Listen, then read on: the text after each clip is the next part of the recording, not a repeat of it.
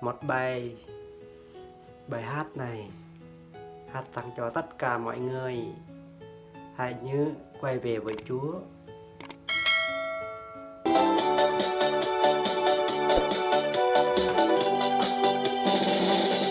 Câu tổ số câu tổ ngã đùm tơ lấy gió xa đi nam tơ du đi nam ngã ô cơ mà về lời gió câu tổ số câu tổ ngã đùm tơ lấy gió xa đi nam tơ du đi nam ngã ô cơ mà về lời gió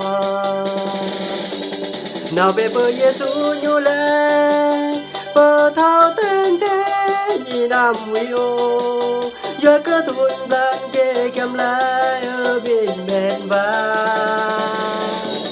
nào về bờ Giêsu nhu lệ bờ thao tên thế đi nam huy ô giờ cơ thuận ban chê kem lại ở bên bên va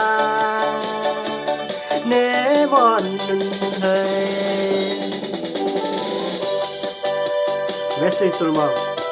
Je vous santé pour tout le monde. Écoutez bien. Santé.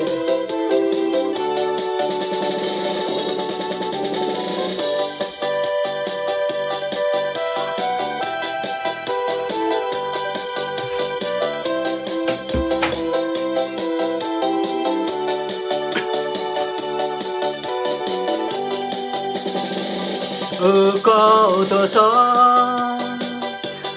câu tổ ngã đùm tơ lấy gió xa đi nam tơ du đi nam ngã ô cơ mà về lời gió câu tổ số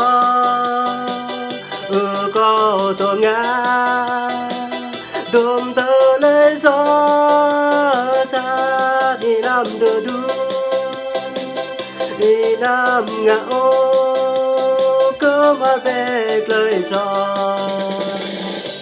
nào về bờ Giêsu nhu lệ bờ thao tên thế đi nam huy ô giờ cơ thuận ban chê kem lại ở bên mệt vai nào về bờ Giêsu nhu lệ bờ thao tên thế đi nam huy ô giờ cơ thuận ban chê kem lại ở bên mệt vai nế mòn thầy nào về bờ Giêsu nhu lệ bờ thao tên thế đi nam huy ô giờ cơ thuận ban chê kem lại ở bên mệt vai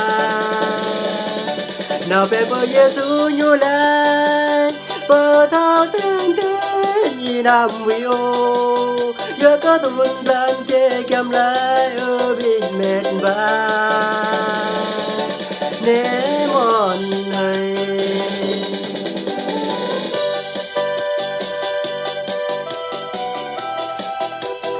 Xin cảm ơn tất cả mọi người đã lắng nghe bài hát này. Hãy nhớ đăng ký kênh và ủng hộ mình nha. Mình xin cảm ơn tất cả các bạn.